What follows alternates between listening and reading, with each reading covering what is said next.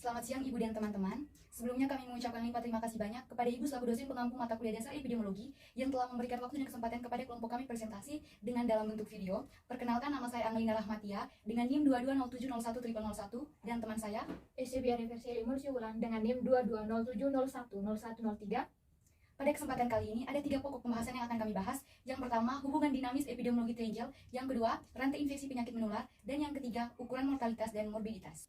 Ya, selanjutnya saya akan menjelaskan tentang hubungan dinamis epidemiologi Triangel. Ada 4 keadaan. Yang pertama, keadaan 1, di mana terlihat bahwa agent memberatkan keseimbangan sehingga batang pemungkit miring ke arah agent. Pemberatan agent terhadap keseimbangan dapat diartikan bahwa agent dapat dengan mudah menimbulkan penyakit pada host. Dengan kata lain, agent memiliki tingkat kesanggupan dalam menyebabkan penyakit. Contoh, mutasi virus influenza menjadi virus baru, seperti virus H5N1 atau virus yang menyebabkan flu burung. Populasi yang belum punya atau belum pernah membuat zat imun virus tersebut dan berinteraksi dapat dengan mudah terkena sakit. Keadaan kedua, terlihat bahwa host memberatkan keseimbangan sehingga batang pemungkit miring ke arah host. Keadaan ini dimungkinkan apabila host rentan terhadap suatu penyakit. Contoh, ketika asupan gizi balita berkurang sehingga balita gampang dan mudah terserang penyakit.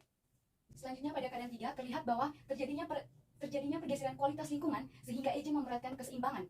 Keadaan seperti ini berarti bahwa pergeseran kualitas lingkungan memudahkan agent memasuki host dan menimbulkan penyakit. Dengan kata lain, pergeseran lingkungan yang memungkinkan penyebaran penyakit. Contoh, lingkungan yang kotor menyebabkan agent hidup berkembang biak dengan baik, sehingga menimbulkan berbagai macam penyakit seperti diare, kolera, disentri, dan lainnya. Dan pada keadaan 4, terlihat bahwa host memberatkan keseimbangan disebabkan oleh gesernya titik tumpu kualitas lingkungan berubah sehingga host memberatkan keseimbangan atau perubahan lingkungan yang meningkatkan kerentanan terhadap host. Contohnya terjadinya pencemaran udara karena CO yang masuk ke dalam saluran pernapasan menyebabkan saluran paru-paru menyempit dan menghambat asupan oksigen. Jadi kita masuk dalam pembahasan yang kedua, yaitu tentang rantai penularan infeksi, di mana kami mengambil contoh rantai penularan infeksi influenza baru A H1N1. Jadi H1N1 ini adalah hemaglutinin tipe 1 dan neuraminase tipe 1. Akibat dari virus influenza baru H1N1 ini adalah flu babi. Dinamakan flu babi karena awalnya virus ini itu berasal dari babi, kemudian dari babi dijangkitkan kepada manusia, kemudian dari manusia ke manusia. Jadi influenza baru H1N1 ini adalah virus berserangnya babi. Kita langsung saja masuk dalam rantai penularan dari virus tersebut. Yang pertama adalah agen penyebab infeksi. Pasti kita tahu agen penyebab infeksi yang pertama yaitu influenza baru A H1N1. Kemudian di mana sih tempat tinggal atau kita sebut dengan reservoir? Tempat tinggal dari virus tersebut adalah saluran nafas, baik saluran nafas pada manusia maupun saluran nafas pada babi. Kemudian kita masuk di tempat keluar. Tempat keluar yang pastinya dari saluran nafas itu keluarnya itu melalui saluran nafas pula. Kemudian cara keluarnya bagaimana? Cara keluarnya itu melalui atau ketika kita bersin, batuk ataupun saat berbicara. Dari tempat keluar kita masuk dalam cara penularan. Cara penularannya itu melalui droplet yang kita keluarkan dari ketika kita bersin, batuk maupun berbicara tadi. Droplet itu adalah percikan air liur. Dari percikan air liur itu, kemudian dia masuk lagi ke tempat masuknya dia. Tempat masuknya itu adalah saluran lendir. Di mana saluran lendir itu adalah melalui hidung, mulut ataupun konjungtiva. Kemudian dari tempat masuk ini, infeksi ini atau virus ini rentan terhadap jamu apa sih? Jadi virus ini rentan terhadap yang pastinya terhadap seseorang yang memiliki imun yang rendah. Kemudian dari yang saya baca, ini penyakit influenza baru H1N1 ini rentan terhadap anak-anak, ibu hamil, lansia, kemudian kepada dewasa. Ya, itu saja penjelasan dari rantai penularan infeksi. Selanjutnya, topik pembahasan yang akan kami bahas adalah topik terakhir terkait dengan ukuran epidemiologi, yaitu morbiditas dan mortalitas. Ada kasus yang kami ambil, yaitu kasus diare. Saya akan menjelaskan tentang contoh soal dari kasus diare pada morbiditas. Soalnya adalah, yang pertama ada insiden rate dengan soal pada tahun 2020 kasus diare sebesar 90 orang yang dilaporkan terjadi di kota berpenduduk 200.000 orang. Berapakah angka insiden rate per 100.000 penduduk di kota tersebut? Jadi jawabannya dengan rumus jumlah kejadian pada waktu tertentu per jumlah populasi yang beresiko pada waktu tertentu dikali konstanta. Jadi penyelesaiannya adalah jumlah kejadian pada waktu tertentu adalah 90 per jumlah populasi yang beresiko pada waktu tertentu adalah 200.000. Dikali dengan konstanta adalah 100.000. Jadi kita bisa cakap di sini 90 bagi 2 sama dengan 45. Jadi jawabannya adalah insiden rate di kota pada tahun tersebut adalah 45 per 100.000 penduduk. Contoh soal kedua dari kasus diare yaitu prevalence rate dengan soal selama tahun 2020 dilaporkan sebanyak 2.000 kasus di daerah di Manggarai yang berpenduduk 250.000. Berapakah prevalence rate per 1.000 penduduk di Manggarai selama tahun tersebut? Penyelesaiannya, teman-teman bisa ketahui bahwa rumusnya adalah jumlah kasus penyakit yang ada pada periode tertentu per jumlah penduduk yang beresiko pada waktu yang sama dikali dengan konstanta. Jadi, kita bisa ketahui yang pertama 200.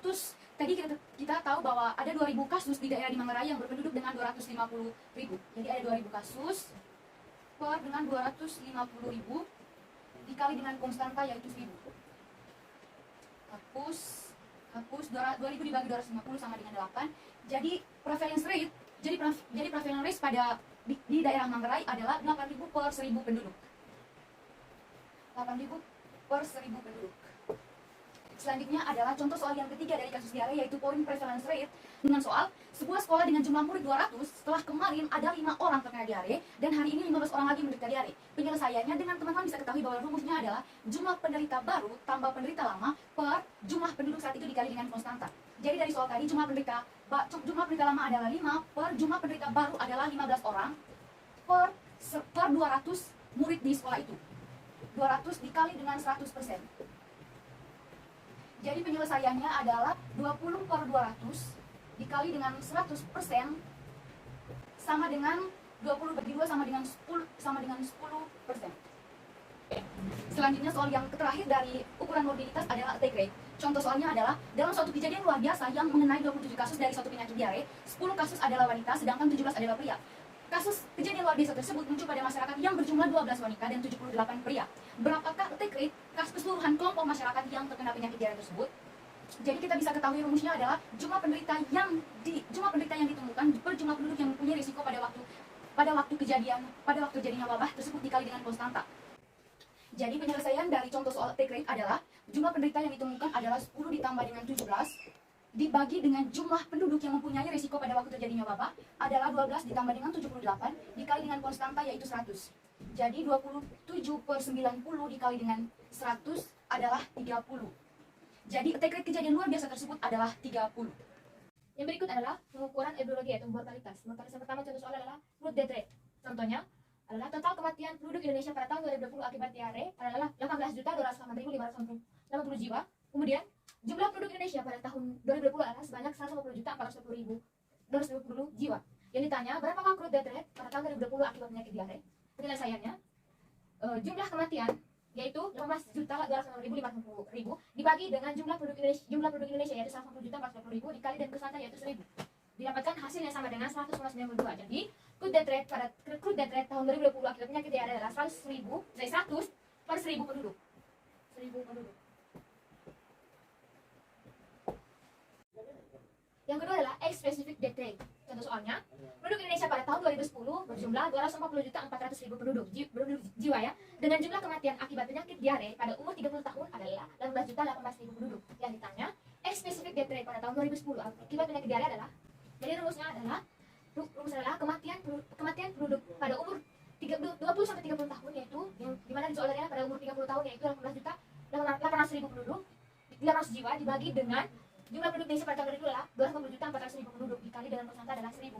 Jadi dari hasil penjumlahannya ditemukan adalah 78. Jadi X specific death rate pada akibat penyakit diare pada tahun 2010 adalah 78 per 1.000 penduduk. 1.000 penduduk. Kemudian kita masuk contoh yang ketiga adalah infant mortality rate, di mana contoh soalnya adalah hasil sensus penduduk pada tahun 2015 dilaporkan jumlah penduduk kematian akibat diare pada bayi kurang dari 1 tahun yaitu 14.036.294 jiwa dan jumlah kelahiran adalah 150.410.000 jiwa. Jadi pertanyaannya, berapakah infant mortality rate tahun 2015 akibat penyakit diare? Rumus adalah seluruh kematian bayi kurang dari 1 tahun adalah 14.036.294 jiwa dibagi dengan jumlah seluruh kelahiran adalah 150.420.000 jiwa dikali dengan 100%. Nah, dibagi di sini. Jadi dari hasil pembagiannya didapatkan 9,3%. Jadi infant mortality rate adalah 9,3% pada tahun 2015. Yang keempat adalah child mortality rate. Contohnya adalah jumlah kematian anak yang berusia kurang dari 5 tahun pada tahun 2019 akibat penyakit diare adalah 42 jiwa. Dan pada tahun yang sama, jumlah anak kurang dari 5 tahun adalah 510 jiwa. Pertanyaannya adalah, berapakah jumlah mortality rate akibat penyakit diare pada tahun 2019? Jadi, rumusnya adalah seluruh kematian anak kurang dari 5 tahun yaitu 42 jiwa dibagi dengan seluruh anak kurang dari 5 tahun yaitu 510 jiwa dikali dengan 100%, didapatkan yaitu 8,23%. Jadi, jumlah mortality rate pada tahun 2019 akibat penyakit diare adalah 8,23%. Sekian presentasi dari kelompok kami. Mohon maaf jika ada kesalahan kata dan pengucapan. Terima kasih dan selamat siang.